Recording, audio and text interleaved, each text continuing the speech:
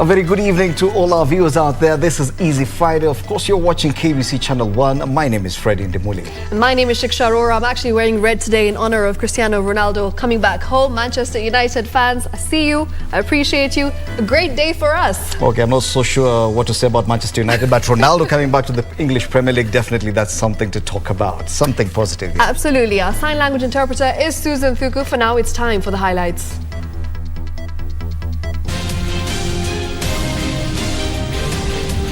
When it comes to security of any Kenyan, I don't compromise. And I equally don't support what government did. And if they were to change that security, they would have done it with the knowledge of our deputy. Security is non-negotiable. Kotu boss Francis Atwoli falls cabinet over the shake-up of William Ruto's security detail. Tears, questions and despair. Families come to terms with the demise of their loved ones who died in Hurlingham's crane accident. And a dry spell continues. More Kenyans are faced with tough choices as drought ravages parts of the country.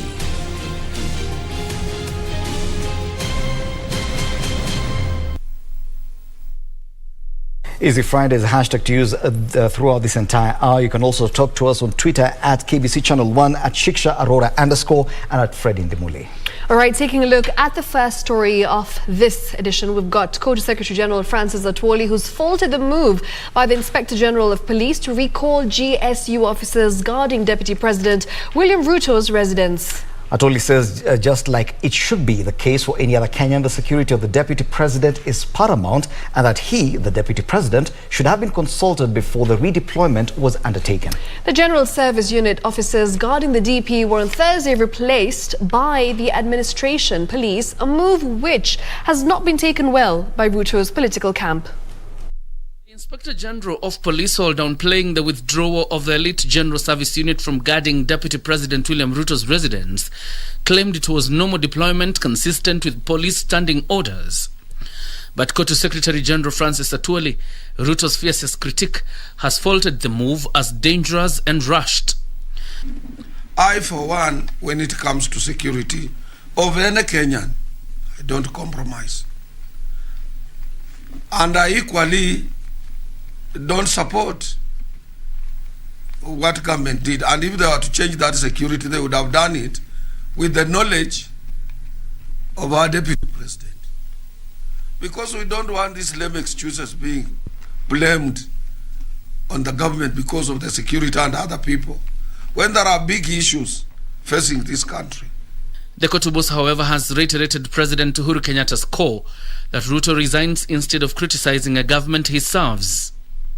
If today I'm dissatisfied with this Kotu job, I will quit.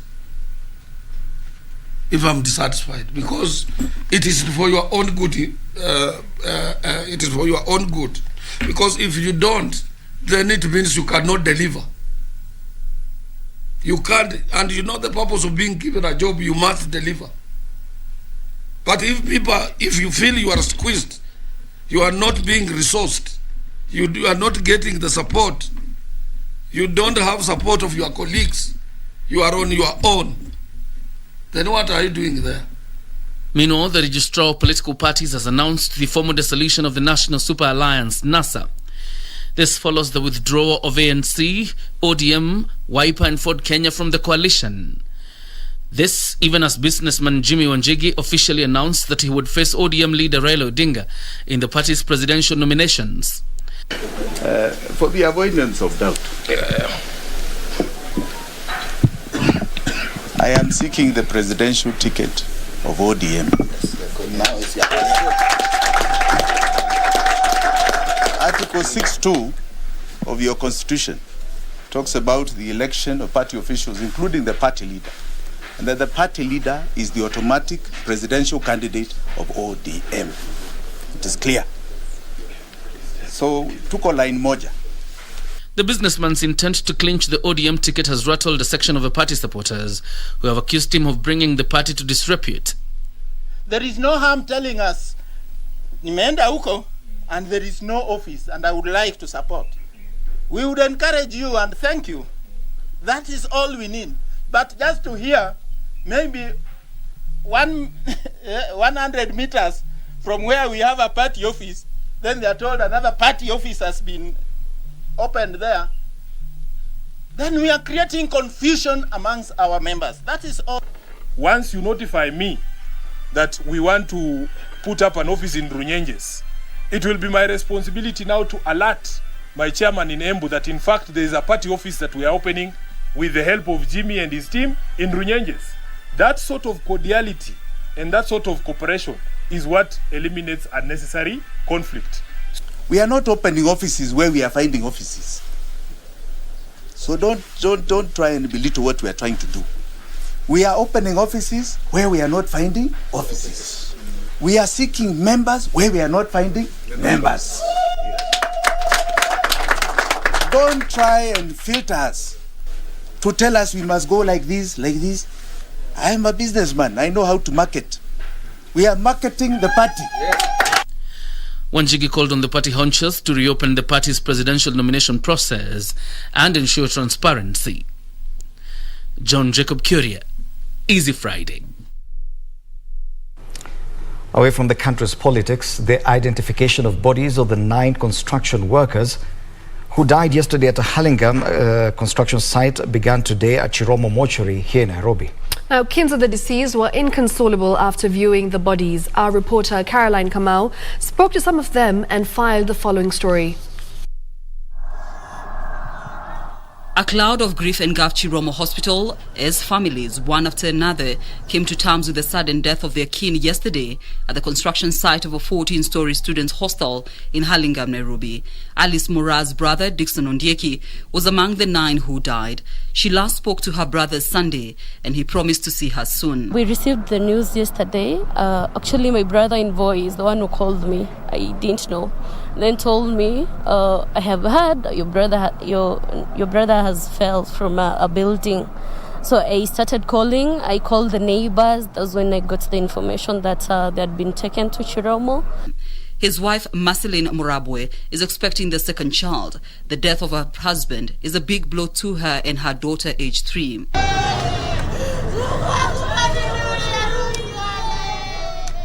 This family says they're yet to get any official communication from the company on the way forward regarding the death of their kin at work. Mwenyewe niko na mtoto wa miaka 3 firstborn, alafu mwingine natarajia, sina matumaini, hakuna mahali naweza enda, sina kazi, hakuna kitu niko nayo. The incident is said to have occurred at around 12:45 p.m. while the construction workers were busy dismantling one of the cranes at the site. Eyewitnesses said the crane developed a mechanical problem before collapsing, crushing its human cargo roughly 70 meters to the ground. They all died on the spot. Among the dead were 2 Chinese nationals and 7 Kenyan employees of the building's contractor, Zhejiang Chejiang Construction African Limited. Caroline Kamau for Easy Friday. Sending our heartfelt condolences to the families of the deceased. Now moving on. Survivors of a road accident that claimed 5 lives at Kaburengu Bridge along the Eldoret-Webuye Highway are receiving treatment in various institutions in Bungoma County. Now, in the dawn crash involving multiple vehicles, a lorry rammed into a Toyota Probox and burst into flames. The accident also involved a fuel tanker and a matatu van. This is the aftermath of the dawn accident after the driver of a lorry from Eldoret heading to Webuye lost control of the vehicle and hit other vehicles, including an oil tanker and a Nissan Matatu. The oil tanker later hit an electric transformer which ignited an inferno. 5 people lost their lives in the carnage. Walipata majeraha.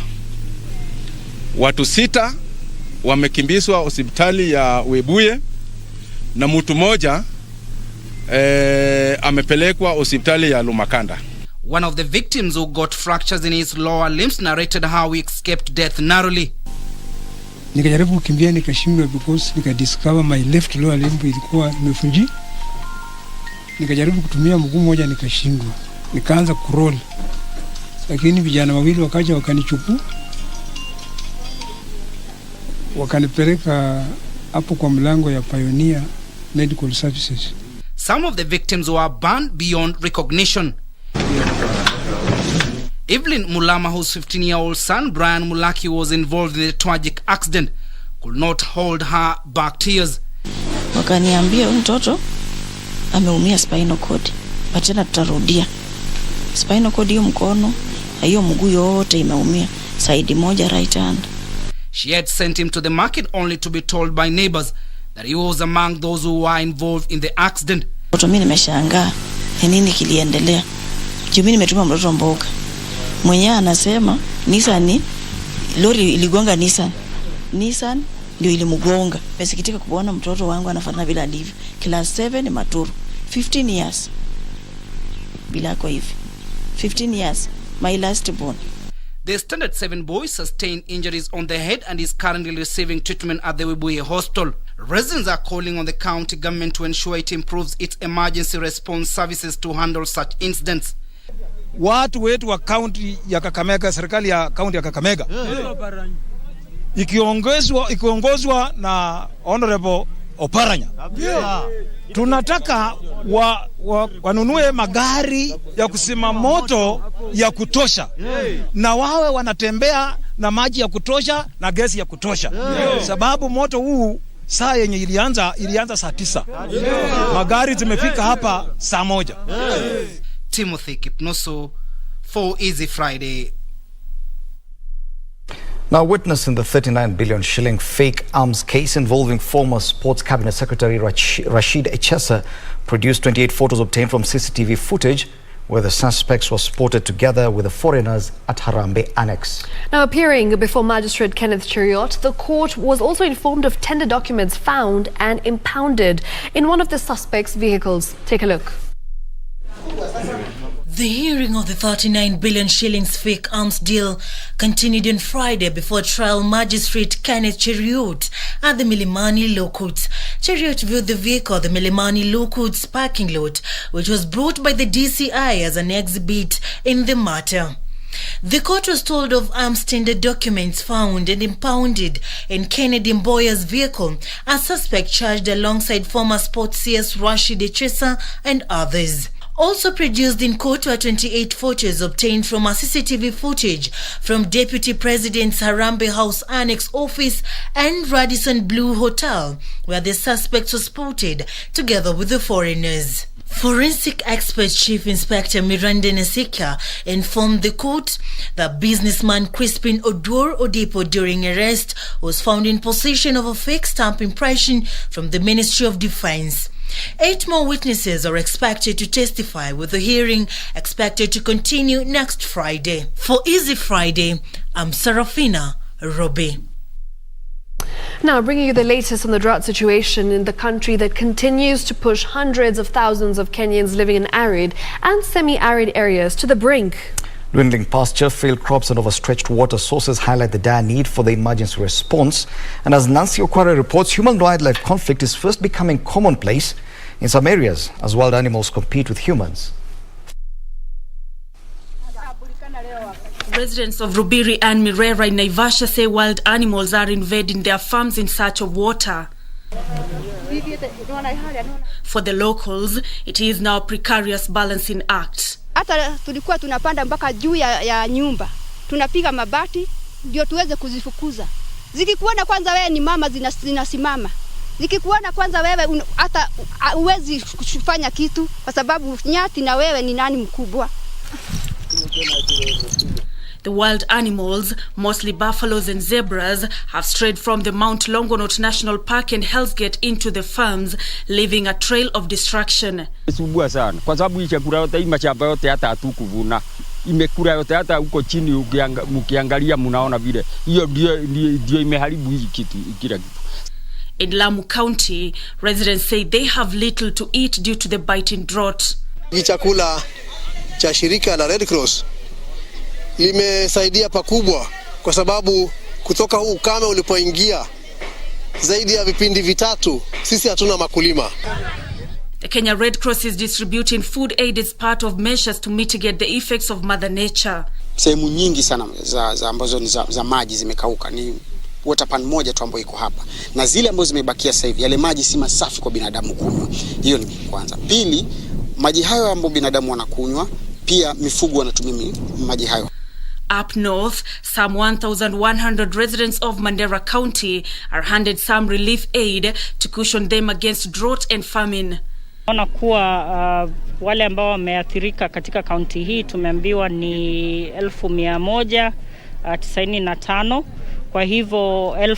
kwa hivyo tunaona kuwa bado kuna watu wengi sana ambao wanahitaji usaidizi. In Kajiado County, herders fear that they may lose their livestock to a looming drought. Tukiletea wafugaji wa sehemu hii zanaa za kuweza kupambana na climate change, badiliko ya hali ya anga, mashini za kukata nyasi, zingine za kuweka baling, ng'ombe za maziwa tumelete na mbuzi. The weatherman says dry spell affected regions will continue for now, a situation which puts hundreds of thousands of lives at risk of starvation. Nancy Okwari, Easy Friday. Let's now get the latest update on the COVID-19 pandemic. Kenya has recorded 932 new cases of the disease out of 9,424 samples screened in the last 24 hours. The new figures represent a positivity rate of 9.9%. Now, according to the latest data released by the Ministry of Health, 31 more deaths have been recorded, all of them from late audits conducted in the months of July and August 2021. The total number of fatalities now stands at 4,666. So far, over 2.6 million doses of the vaccine have been administered across the country. Of these, first doses are 1.8 million, while second doses are 798,799. And with that, it's time for us to take a short commercial break. I was going to say first short commercial break, but yes, that's exactly what we've got. And remember, keep sending in that feedback on at KBC Channel 1, at Shiksha Arora, at Indimuli. The hashtag is Easy Friday. And I can see a lot of excitement about Cristiano Ronaldo going back to Manchester. Oh, yes. What are your thoughts? I'm not so sure you guys should get that excited. It is still too early in the season. That's advice coming in from an Arsenal fan. Remember, this player has has put in quite some time. Yeah. He's actually on towards the end of his career. Again, as I said, that's advice coming in from an Arsenal fan, so it's null and void. Proudly so. Let's take that break.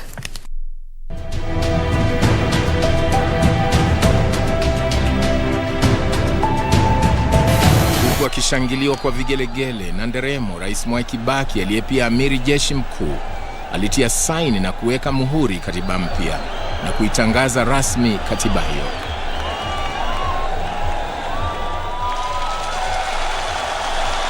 Kwa kuweka saini katiba hii mpya, rais aliungana na marais wengine wachache duniani ambao wamefanikiwa kuwapa watu wao katiba mpya wakati wa amani.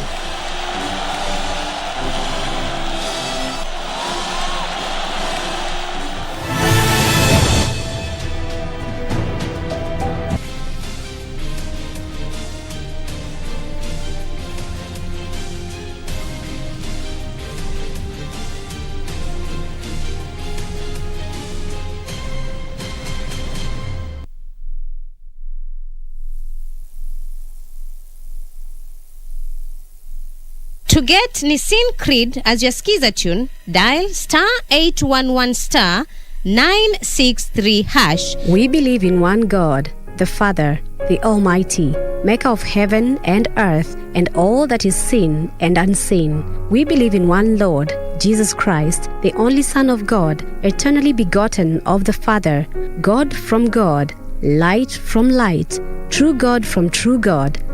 To get Nissin Creed as your skiza tune, dial *811 *963#. *811 *963#.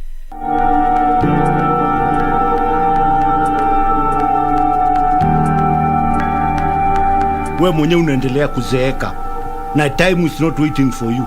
I can give you time. Do we even have time? Do you see a future with us together? I have never been so sure about this. Here you go. What you asked for. And zile documents neno kipatia dad ni za nini? None of your business. Number one, we need to be ahead of these people. Number two, we need to know Joy's next of kin. Are you still willing to walk with me? Honest answer?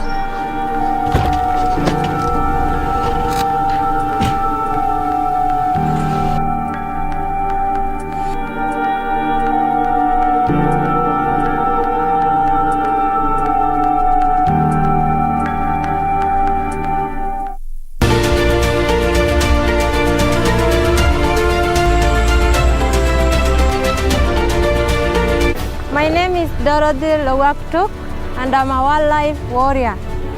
Working for elephants is the most special thing and very beautiful.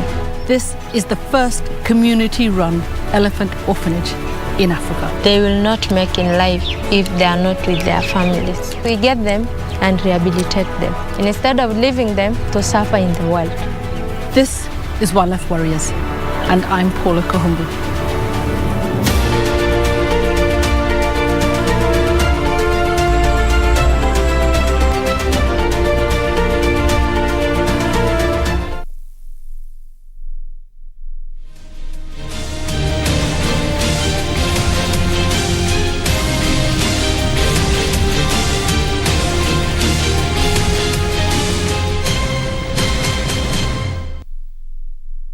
Welcome back. You're still watching Easy Friday right here on KBC Channel 1. Remember, the hashtag is Easy Friday at KBC Channel 1, at Shiksha Arora and at Fred Indimuli. Talk to us. Tell us your thoughts on Cristiano Ronaldo coming back to Manchester United. A lot of banter going on Twitter especially. We've got Brian Scott who says, Nipe shout out.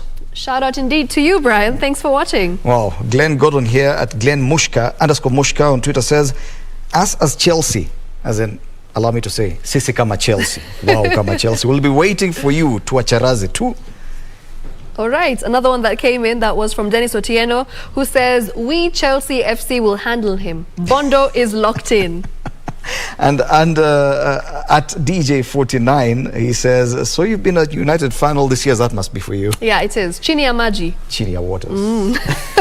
All right, moving on. Now, the Constitution of Kenya is now 11 years old, having been promulgated on 27th of August, 2021. Now, the 11th anniversary comes in the wake of spirited attempts to amend the document, which many argue is yet to be fully implemented. Political reporter Kevin Washira looks at the 11-year process of implementing this constitution.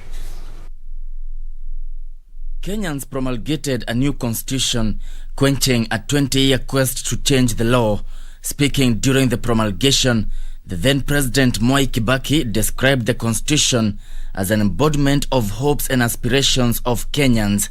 The then Prime Minister Raila Odinga, who in previous years was a key participant of the Second Liberation, described the new constitution as a new chapter of freedom, fairness and equity in the history of Kenya. This new constitution is an embodiment of our best hopes, aspirations, ideals and values. Today, we close a long chapter in our history.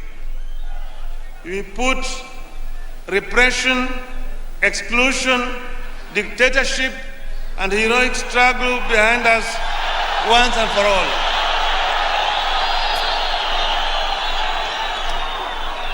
We have opened a clean new page in our book. On that page, we begin writing the story of an equal and just society.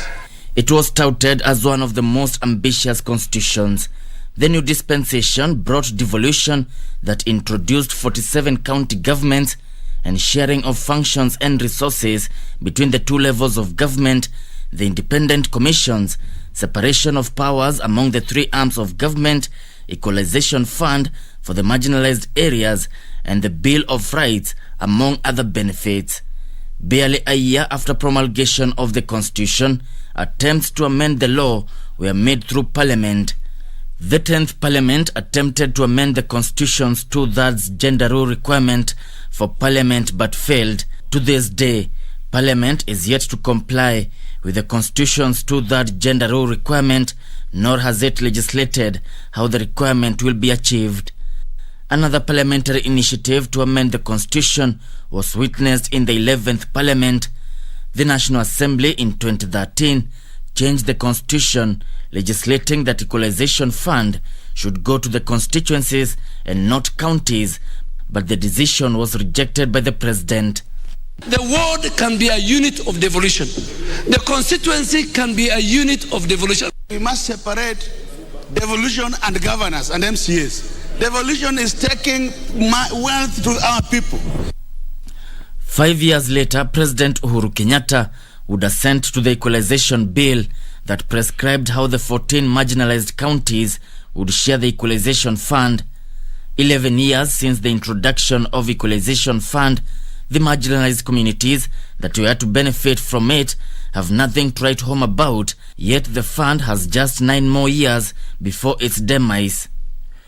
Besides the push for constitutional amendments, the relationship between the executive and the judiciary cannot be said to have been all rosy, testing to the limits the independence of constitutional institutions. But it is during the 12th Parliament that Kenyans have witnessed a solid spirit from the political class to amend the constitution through the Building Bridges initiative. Though the BBI was a popular initiative, both the National Assembly and the Senate overwhelmingly passed the Constitution of Kenya Amendment Bill 2020. Currently, Kenyans await to hear from the Supreme Court on whether the constitution will be amended through the BBI. The current constitution requires improvement. Even those who drafted it and brought it to us warned us that 20% of that document may require attention sooner than later. So, Kevin Washira, Easy Friday. Now, moving on, Kenya Forest Services Chief Conservator Julius Kamau has issued a stern warning to forest officers and forestry industry players engaging in illegal activities. Speaking during an impromptu inspection of the Mau Forest Complex in Kericho County, the Conservator said the service is sealing loopholes being used by illegal loggers to escape arrest. Mau Forest Complex. Swathes of greenery, a picturesque view of the new look water tower. This is the result of a spirited campaign by the government to rid this complex of illegal settlers who for years choked Kenya's treasured forests. And we have been able to, in the last 2 years, to reclaim about 55,000 hectares which were previously illegally occupied. And we are happy that these areas now already are regenerating through natural regeneration. And where there are no seed banks, we are going in to be able to support regeneration by enrichment planting. As the government drove out illegal settlers, an enemy within was struggling desperately to negate these efforts. There are few elements within ourselves who have decided to collude with the perpetrators of irregularities of this plantation material, especially plantation materials. We already have done quite serious investigations, and this far we have advanced, and within a very few days, head will start rolling. Julius Kamau says conservation requires a combined effort, an endeavor which must be devoid of partisanship and selfish interests. Industry player, we also understand there are some people who are owning forest industries, sawmills. Others are running, firewood businesses. Others are pole businesses. Others are even charcoal merchants or charcoal vendors. And they have decided to enter into this unholy matrimony with our officers to actually do what is not necessary for this country at this time, to destroy our heritage, and which is our forest resources. Then even them, there is a way we must deal with them.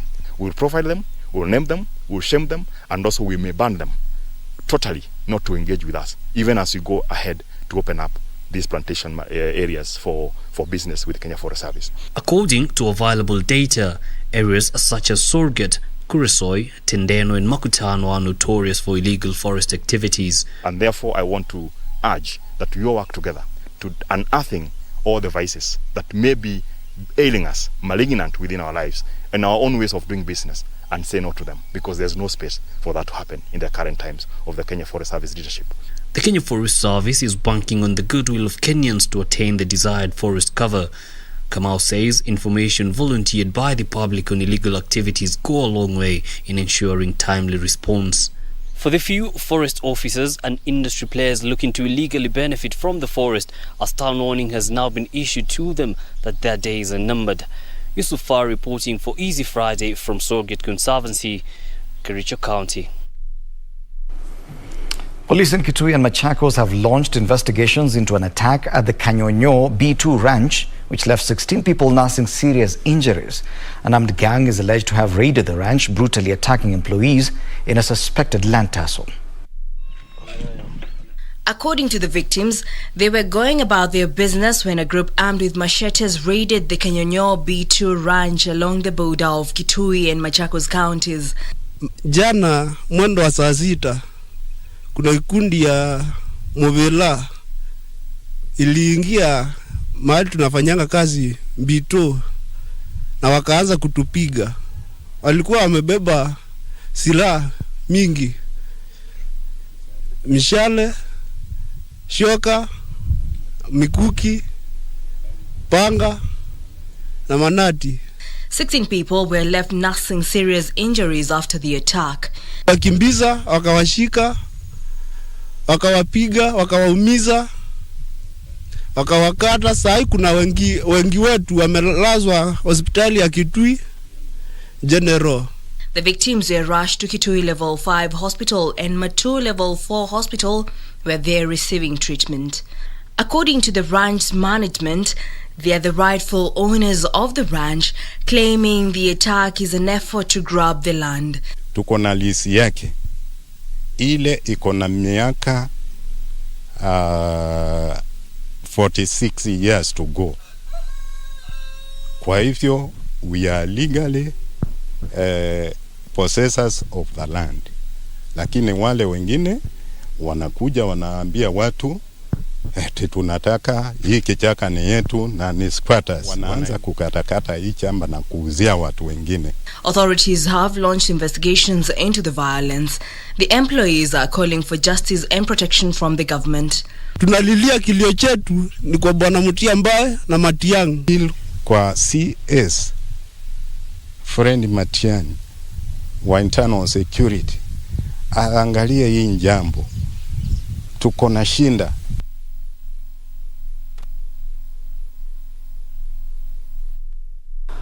All right, and with that, it's time to take a short commercial break. But before we get to that break, keep sending in those messages on #EasyFriday. Lots of messages on Facebook as well. Yes, Kiprono Hillary says, watching you live from Manchester town. Everyone lives in Manchester.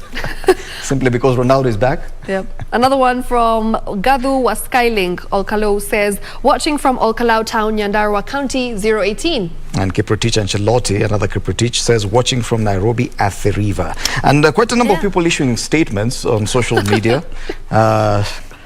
Sisi kama Chelsea, Sisi kama Arsenal. Sisi kama Manchester. Let's talk about that later as well. For now, let's take that break.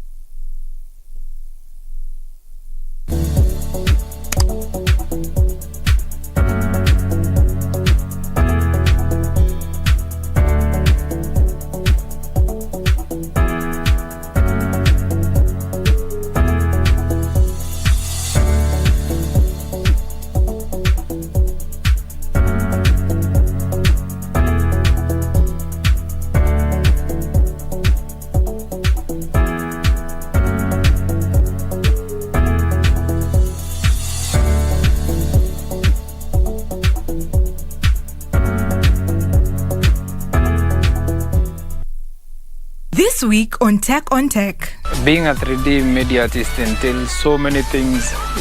There are so many areas. Personally, I've specialized in 3D modeling and lighting and a bit of animation. We are looking at what effective use of social media. It's actually the statistics that are actually out there show that a lot of Kenyans are actually on social media, especially the age group that you're speaking about.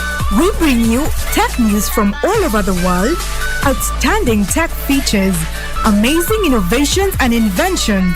Join us this Sunday and every other Sunday at 4:20 p.m. only on KBC Channel 1.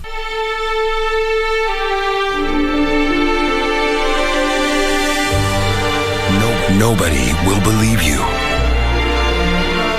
because you say a terrible truth. You preach the end among terrorized men. My name is Jeremiah. But your word is God's word. Your voice is God's voice, and you, Jeremiah, are God's prophet.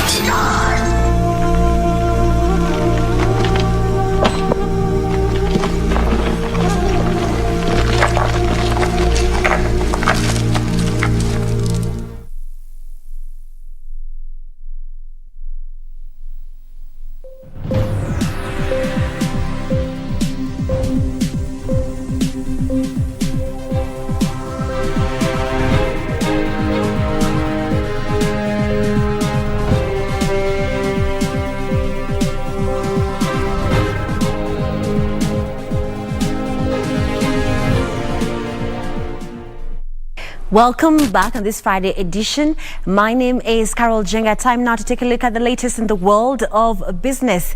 The State Department for Industrialization is set to roll out the One Village, One Product initiative, where each village will identify a valuable local resource for value addition in terms of processing, sales or marketing. Industrialization Principal Secretary Ambassador Peter Kaberia says the concept targets to utilize locally available resources to create jobs and wealth for the local communities. Let's take a look at that story. The One Village, One Product is a concept borrowed from Japan, where local communities identify one or a few products, then directs resources on its production, establishes it as a local brand and markets it to the entire country or beyond. Industrialization Principal Secretary Ambassador Peter Kaberia says although it's not a new concept, plans are at an advanced stage to roll out the initiative meant to revitalize depressed local economies by combining the production of commodities with local pride and human resources development. The model aims at achieving regional socio-economic development based on adding value to locally available resources in the country through resource identification, processing, quality control, and marketing of resulting products. And in this, we are coming up with a mantra, Utu. Utu in this case is unda unachotumia na tumia unachounda.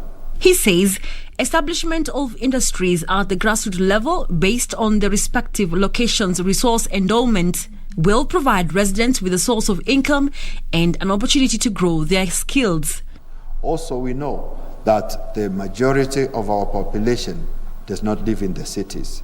So we must endeavor to do what we are proposing here to devolve industry, to take industry where raw materials are found. Challenge the youth to focus on improving the quality of the local products through value addition in order to spur socio-economic development in rural areas of Kenya and support locally manufactured products, especially from the rural areas, in order to gain more access to the international markets. Through the Kenya Industry and Entrepreneurship Project, the government is keen on supporting startups and entrepreneurial capabilities. Skills development for the youth and industrial growth.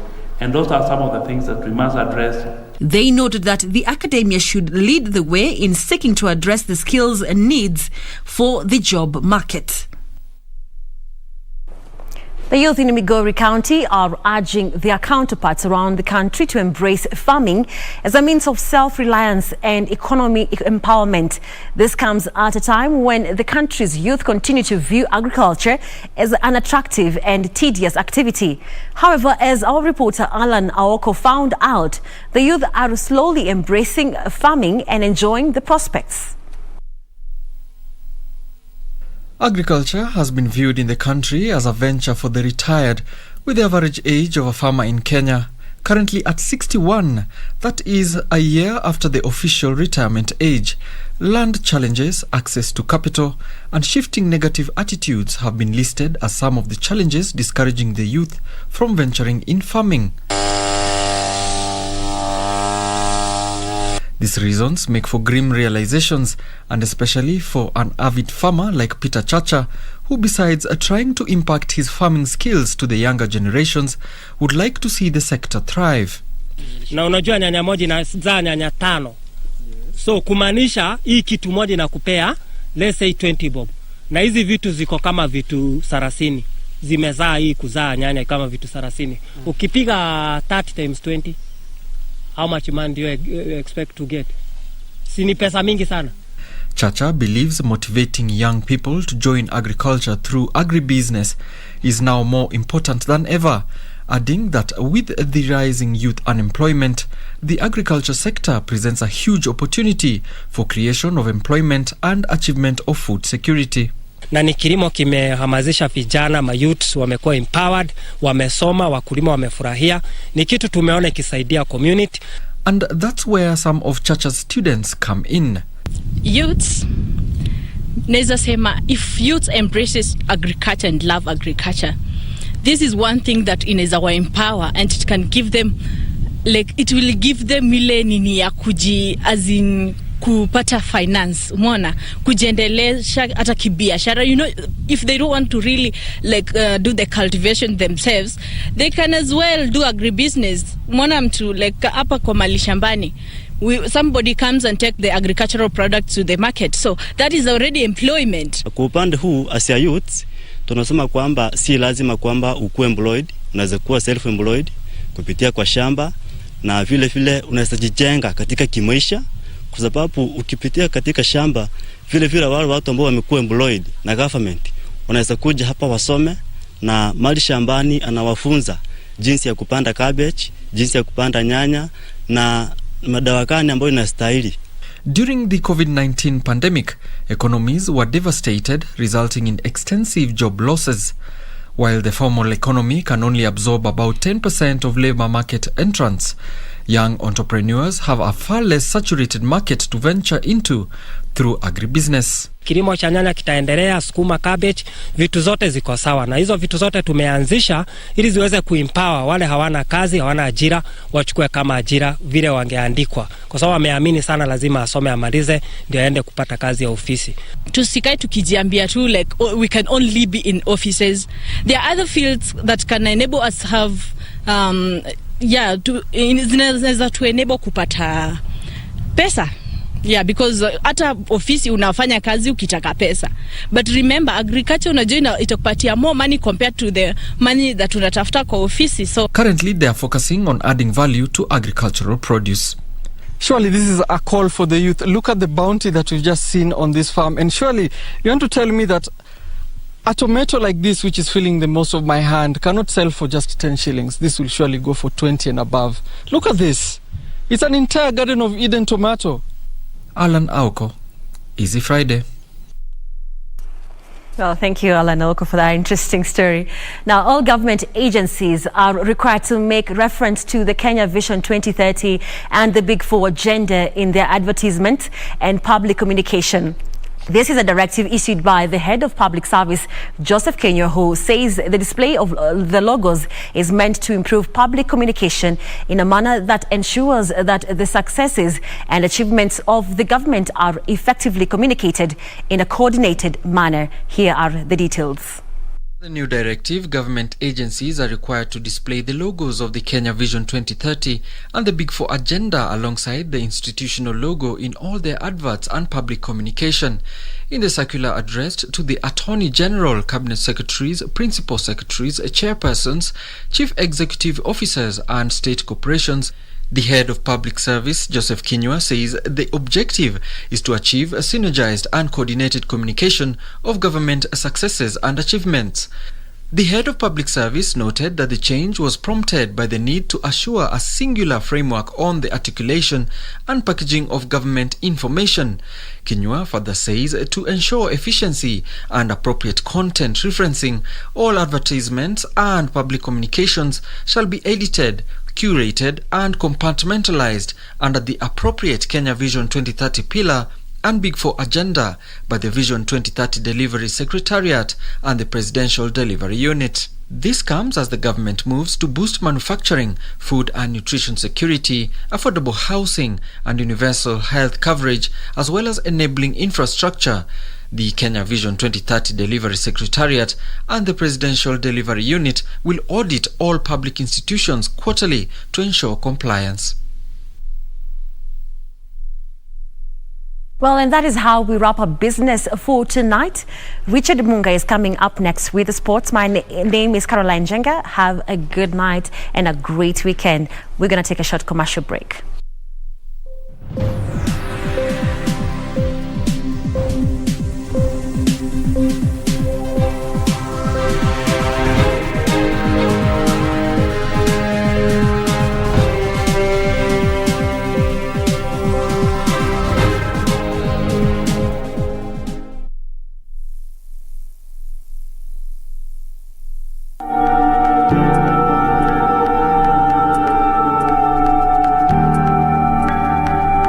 Wewe mwenyewe unaendelea kuzeeka na time is not waiting for you. I can give you time. Do we even have time? Do you see a future with us together? I have never been so sure about this. Here you go. What you asked for. And zile documents ukipatia dad ni za nini? None of your business. Number one, we need to be ahead of these people. Number two, we need to know Joy's next of kin. Are you still willing to walk with me? Honest answer?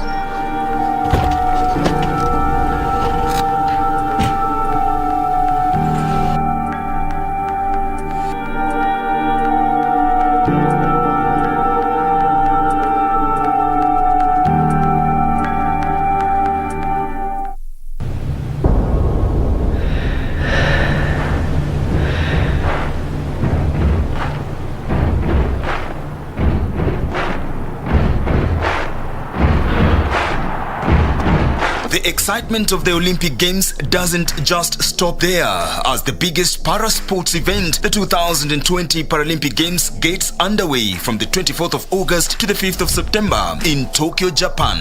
So, get ready to be inspired by these sportsmen and women with outstanding abilities, and look out for Team Kenya too in their quest for glory by watching all the highlights daily on KBC Channel 1, your true sports partner.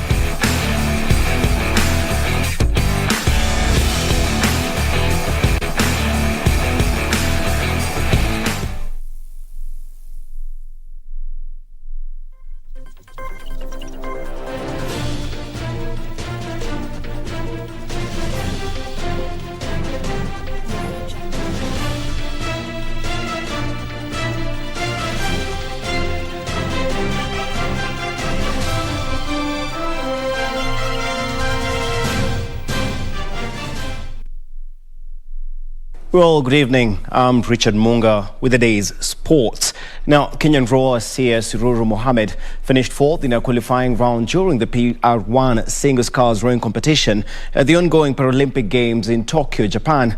Sia competing in the second qualifying round posted 13 minutes, 45.50 seconds to finish fourth and will now feature in the repechage scheduled for Saturday. In athletics, Kenya's Rogers Kiprop and Wilson Bill finished in fourth and ninth positions respectively in the men's 5,000 meters T11 finals. Kenya's hopes of scooping its first medals at this year's Paralympic Games here in Tokyo, Japan were put on hold as the athletics program got underway.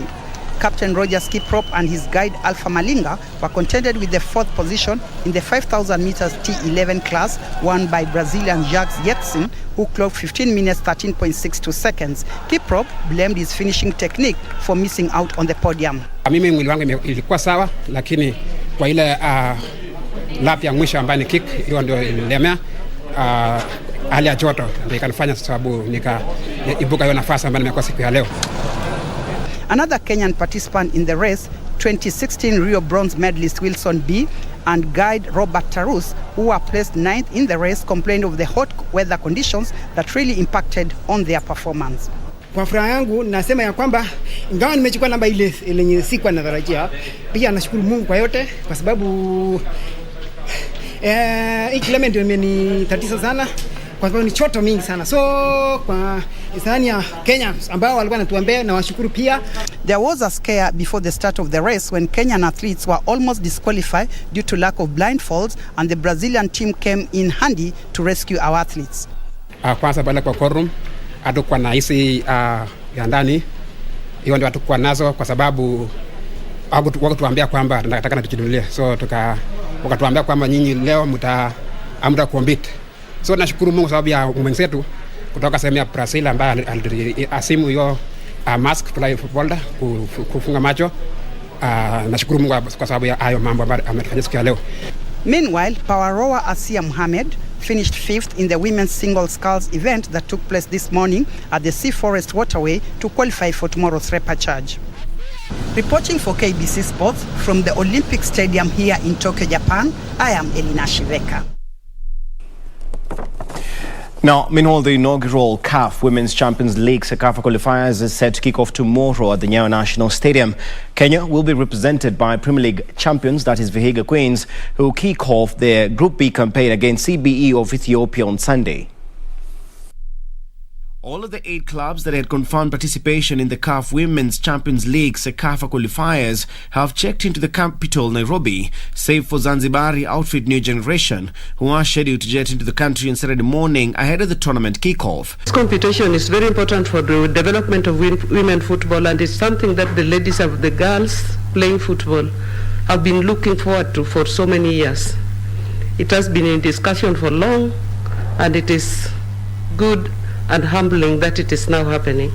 The teams will battle it out for a chance to represent the region at the CAF Champions League that will be played in Egypt later this year. The first time at club level that we are having a Champions League competition for the women's team. And I think the excitement is not just for the ladies. I think the excitement is for all soccer lovers that we now have a club competition at continental level that our clubs can aspire to play at. The matches are set to be played at the Kasarani Stadium and the Nyayo National Stadium in Nairobi. Ugandan champions Lady Doves will take on FAD of Djibouti in the opening match tomorrow, with Burundi's PVP taking to the pitch against Tanzania's Simba Queens. Kenya's representatives Vihiga Queens will be up against Ethiopia's CBE on Sunday evening before their clash against the A-Joint Stars of South Sudan on Wednesday. Vihiga will complete their group fixtures with a match against New Generation of Zanzibar. Also, the national boxing team head coach Musa Benjamin has hailed the Kenyan quartet who took part in this year's Tokyo Olympics for their good performance. Speaking at a boxing event held at Nyayo National Stadium today, Musa assured Kenyans that they will improve for the future, or that they will improve in future upcoming events rather. As the world celebrates the International World Boxing Day, boxers from all parts of the country came together at the Nyayo National Stadium, where they organized some boxing games for both juniors and seniors. Some of the known boxers who took part in the Tokyo event also turned up and shared their experience on the game. Tumeenda game, tushamaliza. Matarajio yote ni ya Mungu na tunashukuru ile tulipata. Hata bila bado tunashukuru tu. Sitachoka kushukuru. Nick Okoth, the hit squad captain, stated that boxing is one of the best sporting activity and encouraged people to show up and support the game. His words were echoed by the team head coach Musa Benjamin, who said that Kenya is doing all they can to ensure that the sport is introduced in all parts of the country. Siku ya leo ilikuwa siku muhimu, siku ya furaha kwetu, manake tulikuwa tunasherehekea ile ambayo inaitwa International Boxing Day, ambayo inasherehekewa ulimwenguni kote. Ni siku ambayo ilikuwa tunasema boxing unites us, we are the face of boxing, we are the faces of boxing, na tukawa tunataka tuonyeshe watu mambo ambayo yanaendelea kwa boxing, kwamba boxing ni mchezo safe, mchezo mzuri, sio violent vile ambavyo watu wengi wanavyofikiria. Musa also called on the government to support the sport. Daniel Mwendwa, Sports. Well, that's all the time we have for sports, but of course an update on the big story of the day, the second biggest story of the day rather, after the Paralympics. 13 years after he left Old Trafford, Cristiano Ronaldo is finally heading back to Manchester United. Remember, there's a period of 13 years whereby he has scored 551 goals in 572 matches, so legend status already acquired. So we're going to be giving you all the details in regards to that and more as they develop. So remember to stay tuned in to KBC's subsequent bulletins. Oh, that's it for me, Richard Munga. Do have a good night, but don't go too far. Shiksha and Fred Indimuli, back to you on the other side of the studio.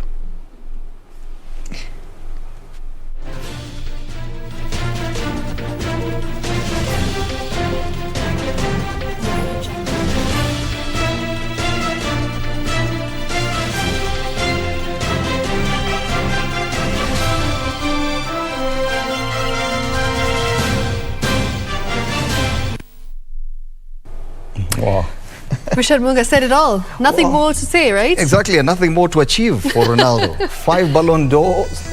Okay, surely. I remember Arsenal a few years back, they got back Thierry Henry. I remember it so vividly.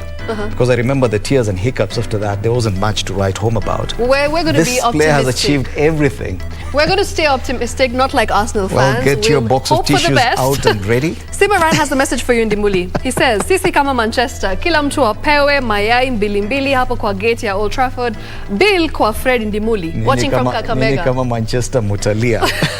Good night, and we need to give a shout out to Edwin Matagaro, watching us from Nyariacho in Nyamira County. Interesting. We're glad you're watching. Thanks for tuning in. It has been a great, interesting edition of Easy Friday right here on KBC Channel 1. My name is Shiksha Arora. Thanks for watching once again. Good night. My name is Fred Indimuli. Have a lovely weekend. Good night.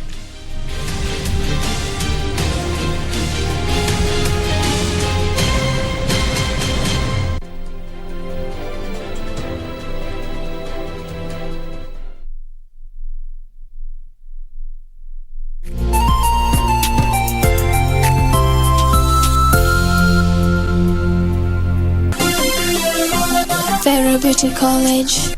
Vera Beauty and Fashion College, with branches in Nairobi, Eldoret, Thika and Meru.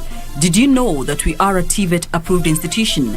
We offer courses in fashion design, interior design in soft furnishing, event decoration, flower arrangement, event planning, hairdressing, barbering and dreadlocks, beauty therapy, makeup, nail technology, spa massages, teaching skills, TOT, solo business management, and many more. Register now and visit our website on www.verabeautycollege.com.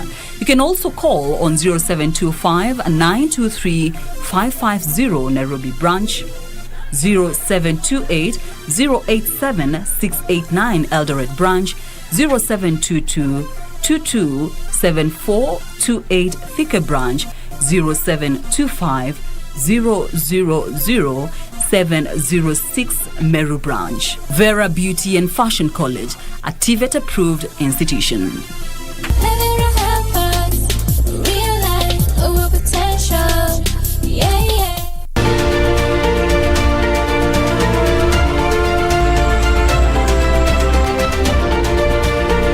My name is Dorothy Lowaktuk and I'm a wildlife warrior. Working for elephants is the most special thing and very beautiful. This is the first community-run elephant orphanage in Africa. They will not make in life if they are not with their families. We get them and rehabilitate them instead of leaving them to suffer in the wild. This is Wildlife Warriors, and I'm Paula Kahumbu.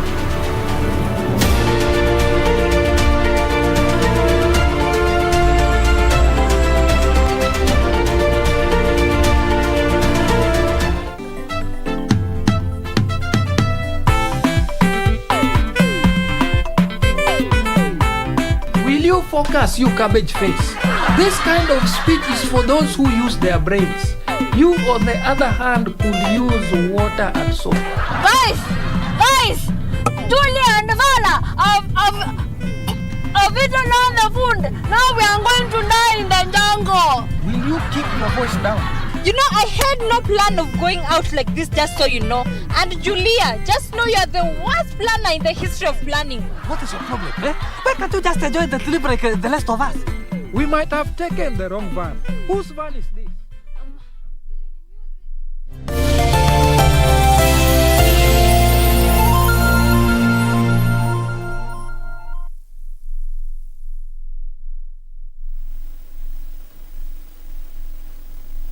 By a while, 10.53, came from behind, but it was Dos Santos defending his Rio title.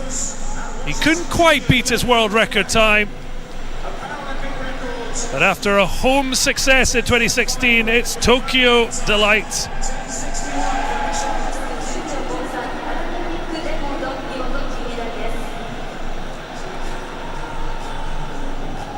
They say it's great the first time, doubly great the next. Mãe, alô, falei que eu não tenho nada. No hiding the delight in a 1-3 for Brazil, and the samba party underway in Tokyo.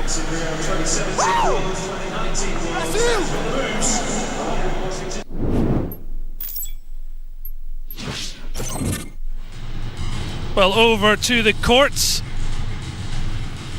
and it was home hopes in the Ariake Tennis Park.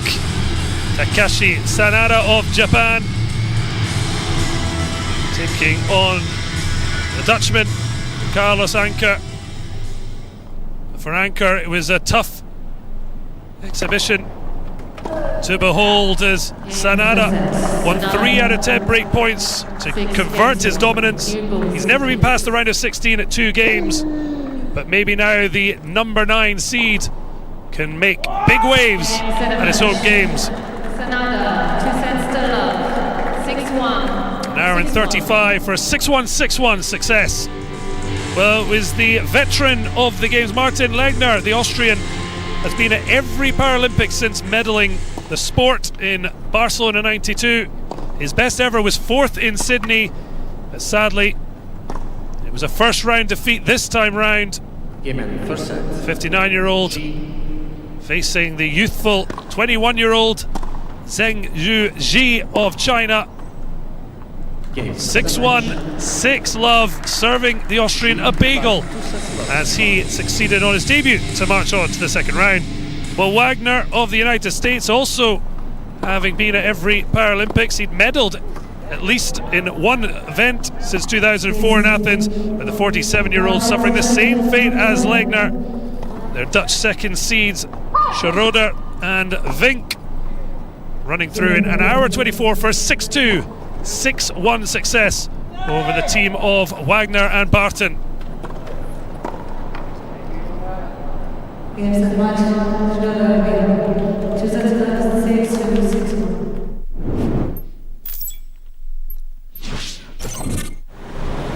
Well, it was to the powerlifting arena, and it was China who beat Egypt twice to claim 2 golds on the second day of the powerlifting.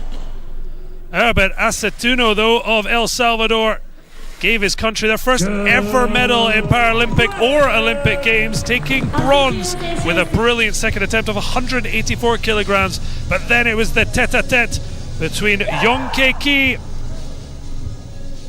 and the legend of the Paralympics, Sherif Osman. Ki beaten by Osman at the 2019 Worlds by just 1 kilogram. The 38-year-old Egyptian aiming for a 4th straight Paralympic gold. But the 5-time world champion was in a real battle. He did lift a huge 187 kilograms, but Ki fought back to equal the rival. Both lifted 187 in the third attempt, but the Chinese taking the gold, that due to a lower body weight. And it was to be a similar story in the women's under 50 kilogram final. Rehab Ahmed, the reigning world champion, looking to add Paralympic gold. Good lift. Looked happy. She made sure it was clean. Well, Great Britain's Olivia Broom finished with the bronze medal in her Games debut, lifting 107 kilograms in her second attempt. What a way to celebrate a fine debut. And it was Hugh Dandan with her stunning lift to equal Ahmed, taking her second Paralympic gold with 120 lift at her third attempt. And in the end, Rehab Ahmed missing out by body weight, the slimmest of margins, but Dandan with that huge lift, making it China's third powerlifting gold medal in Tokyo. Well, the new champion saying there's more to come, but the failure at attempt 3 left the Egyptian heartbroken. Azerbaijan had a sensational start to the judo competition, winning the first 2 gold medals of day one. Shahana Ajiyeva was the first to the podium. Dramatic victory over French legend Sandrine Martinet in the women's under 48 kilogram B2. A golden score with the pair battling hard for victory. Ajiyeva closing it out with a rip-on. Martinet, the flag bearer, had not conceded a point in the lead up to the final, but it was the Azerbaijani draped in her colours to succeed. Well, Shireen Abdellaoui inherited Martinet's title from Rio with the dominant win over Priscilla Gagne. The Algerian stepped up to clinch victory in the women's under 52, the first Algerian gold of these Paralympic Games. Azerbaijan's Vugar Shiraneli collected the country's second gold in the men's under 60 kilogram, overpowering Kazakhstan's Anur Sariev with an ippon. It's been an even match, but Shiraneli, a bronze medalist in the Worlds, landed the killer blow.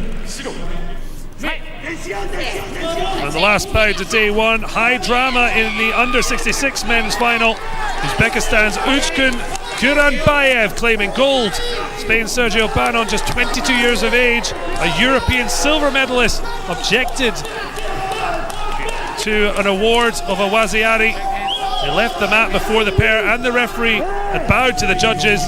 The bout evenly matched, but Kuranbayev closing it out for Uzbekistan.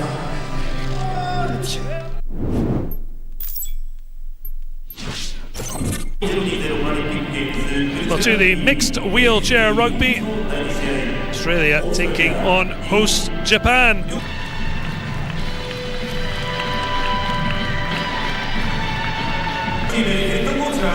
Excitement ahead of the mixed event. And it was Japan who had a slender lead. They looked to extend that.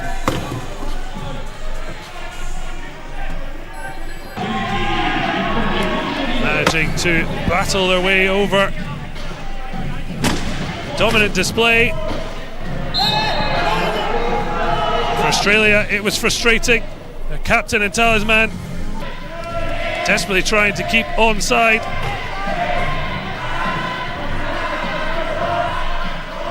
In the end, it was Japan who kept their noses in front.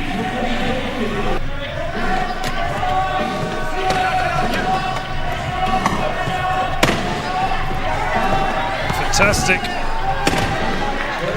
end as the fourth quarter got underway.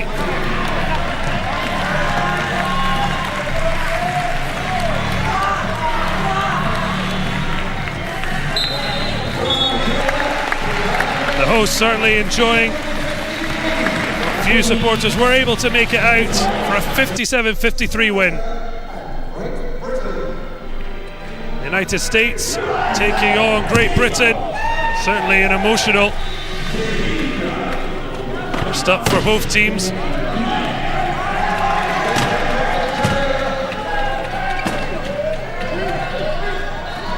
Great Britain had the best of the opener.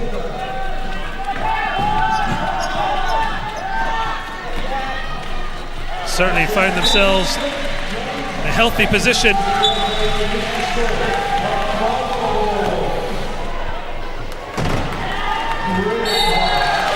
United States started to claw their way back.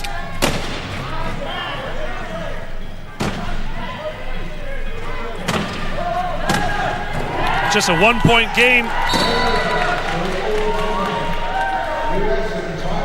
This Group B match, just like host Japan and Australia, both would advance to the semi-finals, but it was a question of who would they face. But it was the USA with a slender victory. Japan will face Great Britain in the semi-finals, and a chance to guarantee a medal in the final, while Australia face the winners of this match, the USA.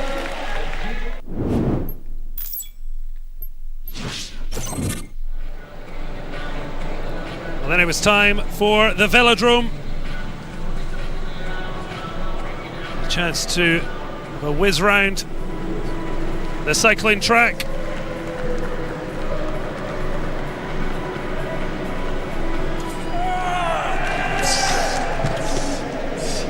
Leote of France taking on Astashov of the Russian Paralympic Committee.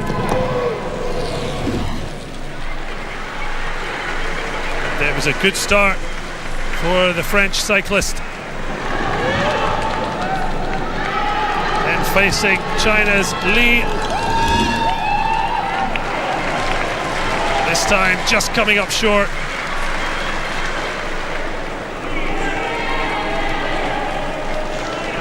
Li Zhangyu. An impressive time, and thumbs up.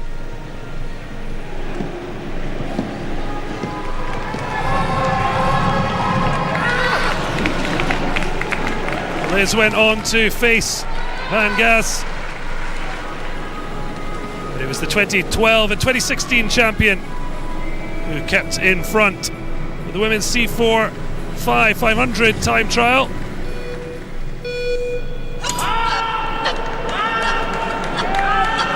Certainly, Menno Breen is trying to make fast start against Groot of the Netherlands.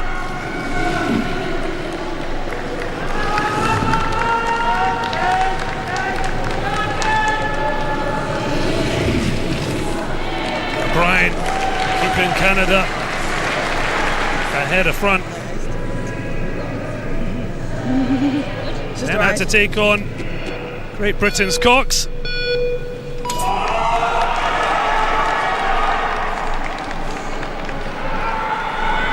Cox really battering at the time of O'Brien. Managing by 1.018. Terrific performance that brought all smiles.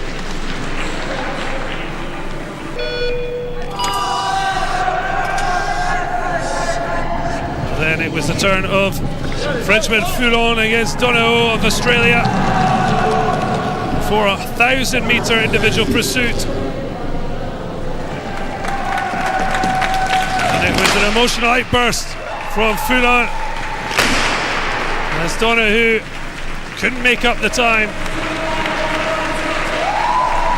Diluted joy for Les Bleus and Foulon.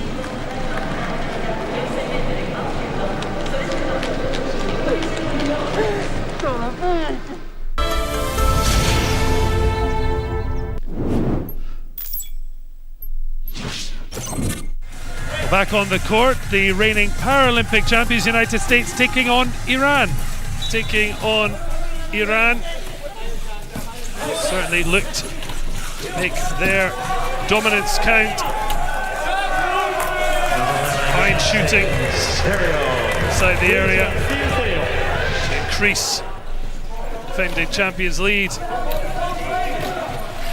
Iran struggled to keep up with the United States scoring. They weren't going to sit back without a fight. To the third quarter, United States just a little bit quicker, a little bit sharper. Anything, basket's easy to come by. Orlando did have their sharp shooters. But in the end, comfortable victory for the United States in their Group B match. Well, the hosts, debutants at goalball. The victory already over world number ones Brazil. Certainly in high spirits to take on the United States.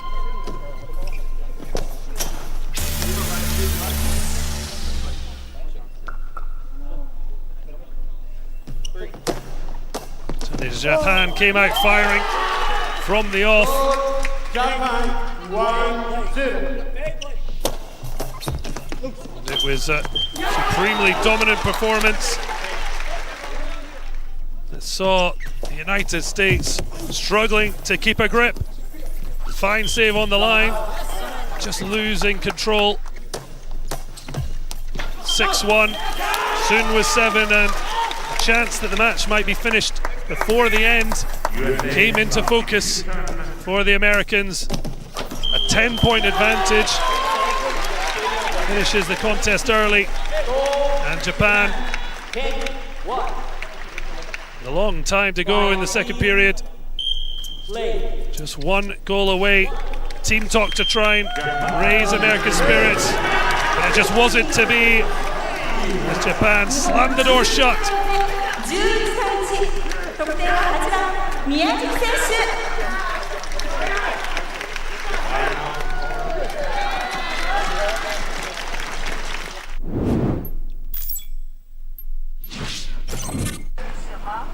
Now to the pool. Certainly Great Britain's reigning champion, Hannah Russell, hoping to continue where she left off from Rio, world record holder. The 100-meter backstroke S12. Russian Paralympic Committee swimmer from Russia, Daria Pigalova, tried to stay with her. In the end, Britain had too much for her in order to retain a Rio title here in Tokyo.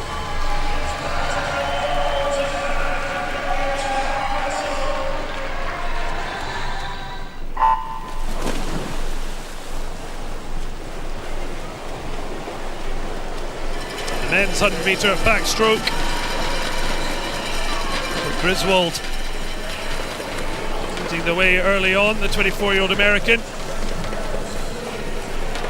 Having failed to be better than the bronze he managed in this event in Rio, the American was not hanging about as he dominated the field for a world record time and coveted gold medal.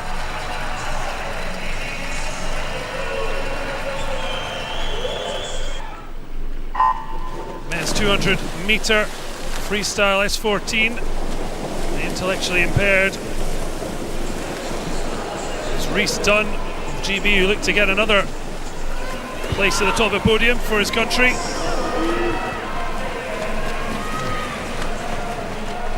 He's run close, certainly, to Gabriel Bandeira of Brazil. Certainly the victor was going to come from the two of them, but in the end, Dunn looked to have done enough ahead at the third turn into the last 50 metres.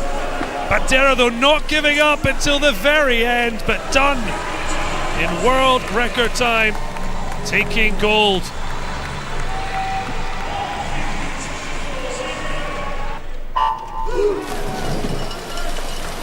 China were looking to dominate 50-metre women's freestyle.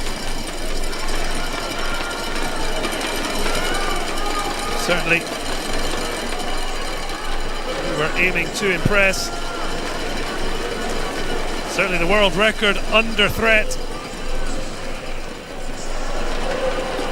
It was a tight one right to the end.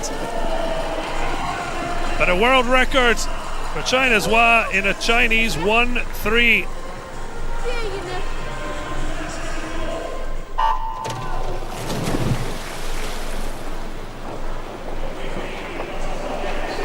Even more success to come in the men's 50-metre fly final.